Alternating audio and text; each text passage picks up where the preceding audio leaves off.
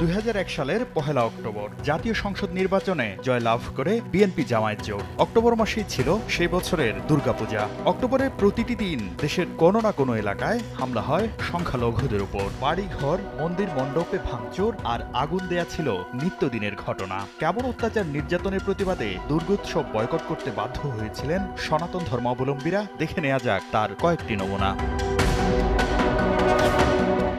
BNP Jamaat 2001 সালে নির্বাচনের জয় উদযাপন করতে বেছে নেয় এক ঘৃণ্য পন্থা।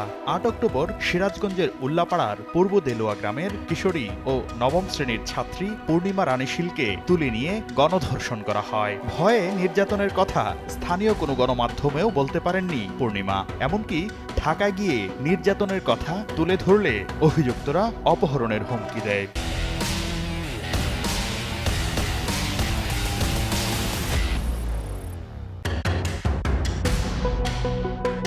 নরপশুদের পাশবিক অত্যাচারে নির্যাতিতা পূর্ণিমা শীল বর্তমানে নিরাপত্তাহীনতায় ভুগছে। সন্ত্রাসীরা যে কোনো সময় তাকে তুলে নিয়ে যেতে পারে বলে তার পরিবারের পক্ষ থেকে আশঙ্কা প্রকাশ করা হয়েছে।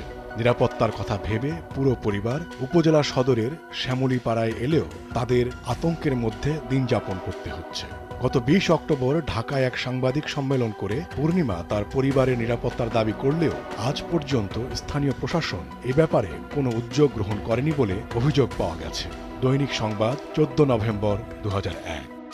জাতীয় সংসদ নির্বাচনে বিএনপি জামায়াত জোটের জয়ের পর আতঙ্কের জনপদে পরিণত হয় চট্টগ্রামের রাউজান। ঘরবাড়ি ছাড়া হয় 7টি ইউনিয়নের 5000 সংখ্যালঘু মানুষ। মাত্র একদিনে লুটতরাজ চালানো হয় অর্ধশতাধিক বাড়িতে। জাল ফেলে তুলে নেওয়া হয় পুকুরের মাছ। নির্বাচনে আওয়ামী লীগ প্রার্থীর পক্ষে কাজ করায় চাঁদা দিয়ে মাশুল গুনতে হয় অনেক সংখ্যালঘুকে। গত এক সপ্তাহে বিএনপির সশস্ত্র ক্যাডার গ্রুপ একাধিক হিন্দু পরিবারের কাছে মোটা অঙ্কের চাঁদা আদায় করেছে। পূর্ব গুজরার নতুন চৌধুরীর হাটে 84টি দোকানের মধ্যে 64টি দোকান সংখ্যালঘুদের। প্রতিটি দোকানের উপর নির্বাচনের পরের দিনে বসিয়ে দেওয়া হয়েছে নির্দিষ্ট অঙ্কের চাঁদার হার। ফলে অধিকাংশ দোকান বন্ধ রেখে পালিয়ে বেড়াচ্ছেন ব্যবসায়ীরা। দৈনিক সংবাদ, 13 নভেম্বর 2001। হবিগঞ্জ 4 আসনে বিএনপির প্রার্থী সৈয়দ মোহাম্মদ ফয়সাল পরাজিত হন। ফলে খড়গ নেমে আসে সংখ্যালঘু ভোটারদের উপর। হবিগঞ্জ জেলার মাধবপুর উপজেলার সংখ্যালঘু সম্প্রদায়ের মানুষের চোখে ঘুম নেই। এক আতঙ্কের মধ্যে তারা বসবাস করছে। হবিগঞ্জের জগদীশপুর ইউনিয়নে সন্ত্রাসীরা নির্বাচনে পরাজয়ের ঝাল মেটাতে সংখ্যালঘুদের কাঁচা ধান কেটে নিয়ে যায়। এই মহলটি জেলে জ্যোতিষ, গৌরাঙ্গ, বিভূভূষণ, নিরোধ, নির্মল, গোবিন্দ, ধনুরঞ্জন সরকারের মাছ ধরার জালও ছিনিয়ে নিয়ে যায়। দৈনিক সংবাদ, 8 নভেম্বর 2001।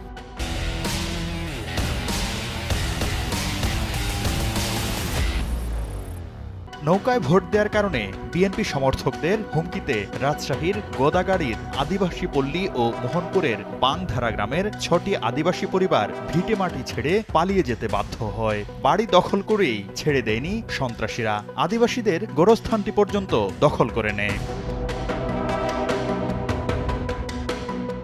দখলদার বাহিনী আদিবাসীদেরকে ভিটেমাটি থেকে উচ্ছেদের লক্ষ্যে বাড়িঘরের কাছে গাছ লাগিয়ে দেয়। গোরস্থানটি দখল করে নিয়েছে। হুমকির মুখে দুর্গাপূজার মাত্র 2 দিন আগে বাবুলাল সরেন, আমিন সরেন, লেলু সরেন, মুন্সি মুর্মু ঘরবাড়ি ভেঙে পালিয়ে গেছে সেরাপাড়ায়। বাকি 14টি পরিবার চরম আতঙ্কের মধ্যে রয়েছে বাংধারায়। দৈনিক সংবাদ, 8 নভেম্বর 2001।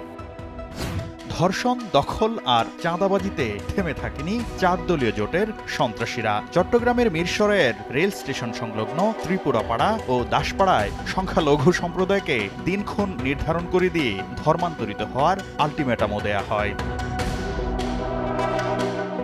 বিএনপি সন্ত্রাসীদের তাণ্ডবে ত্রিপুরাপাড়ায় 28টি ঘর লণ্ডভণ্ড।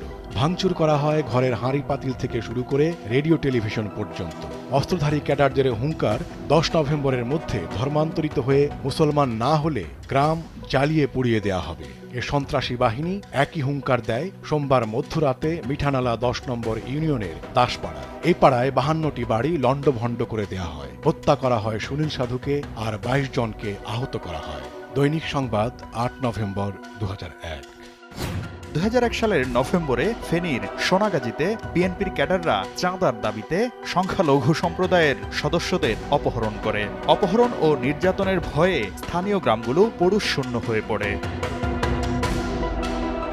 গত শুক্রবার রাতে সন্ত্রাসীরা সোনাগাজী থানার নবাবপুর ইউনিয়নের হাজিপুর ও গুয়ালিয়া গ্রামের সুনীল সরকার ও সুধাংশু প্রফেসরের বাড়িতে হামলা চালায়। চাঁদাবাজ সন্ত্রাসীরা ওই দুটি বাড়ির বিভিন্ন ঘরে ঢুকে অস্ত্রের ভয় দেখিয়ে মারধর করে নগদ টাকা ও স্বর্ণালংকার নিয়ে যায়। গত 4 অক্টোবর সন্ত্রাসীরা ওই এলাকার বেশ কয়েকজন সংখ্যালঘুর বাড়িতে হামলা করার পর ভয়ে ওই সকল বাড়ির পুরুষজন এখনও পালিয়ে বেড়াচ্ছে।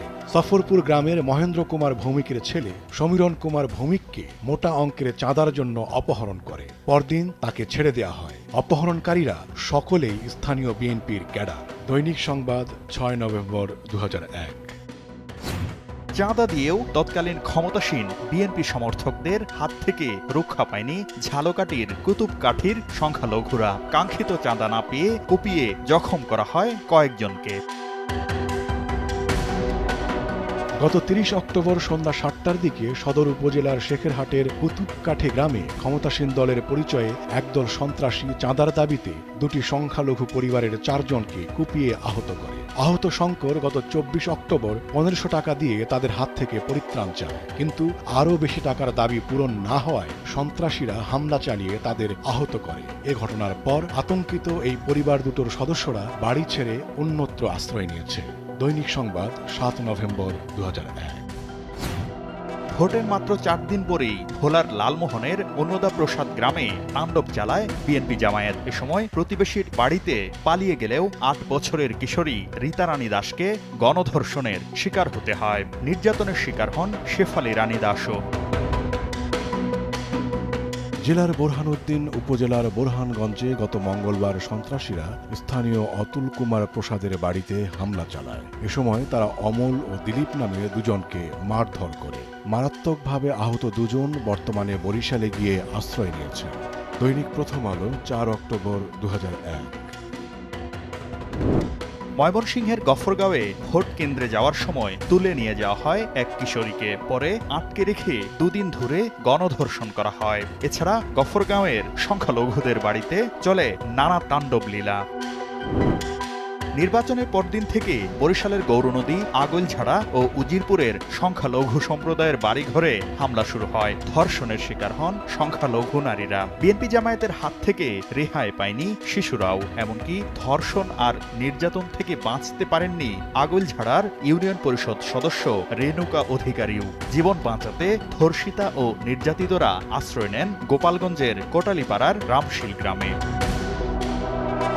রামশীল গ্রাম যেন শরণার্থী শিবির। রামশীল গ্রাম ঘুরে জানা যায় আশ্রিতদের মধ্যে অন্তত 5 জন ধর্ষণের শিকার হয়েছেন।